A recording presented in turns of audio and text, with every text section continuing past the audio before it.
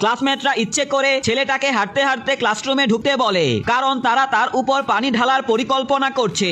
লোকটি যখন ক্লাসরুমে ঢুকে ঠিক সেই মুহূর্তে সে তার আঙুল লড়ায়। সঙ্গে সঙ্গে সময় যেন থেমে যায়, সবাই যার যার জায়গায় জমে থাকে। ক্লাসরুমে পুরোপুরি ঢুকার পর সে আবার আঙুল নাড়ায়। আশ্চর্যের ব্যাপার, পানি তার উপর না পড়ে পিছনে দাঁড়িয়ে থাকা এক ছাত্রের উপর পড়ে যায়। ঠিক তখনই শিক্ষক চলে আসে। ছাত্রটি সঙ্গে সঙ্গে বলে, আজ খুব গরম, আমি শুধু নিজেকে ঠান্ডা করতে চেয়েছি।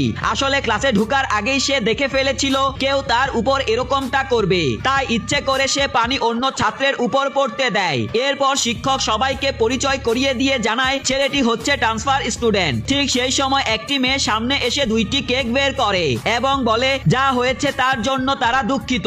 তারপর তারা ছেলেটিকে তাড়াতাড়ি মোমবাতি নিভাতে বলে, কিন্তু ছেলেটি আগে থেকেই জানতো এটা আরেকটা দুষ্টমি, তাই সে পাশে বসা এক ক্লাসমেটকে মোমবাতি নিভানোর জন্য বলে, কিন্তু শেষ পর্যন্ত কেউ করতে রাজি হয় না। লোকটি যখন নিজেই মোমবাতি নিভায় সঙ্গে সঙ্গে সে পাশের দিকে টেলিপোর্ট হয়ে যায়। সবাই খুশিতে হাসতে থাকে, কিন্তু একটু পরেই তারা অবাক হয়ে দেখে ছেলেটি তো এখনো একপাশে দাঁড়িয়ে কেক খাচ্ছে। তখনই সবাই বুঝতে পারে যাকে কেক খাওয়ানো হয়েছিল সে আসলে লোকটি ছিল না। এরপর শিক্ষক সবাইকে থামায় এবং শেষ পর্যন্ত ক্লাস শুরু হয়। ছেলেটি এমন একটি সিট বেছে নেয় যেখানে একটি সোফা ছিল।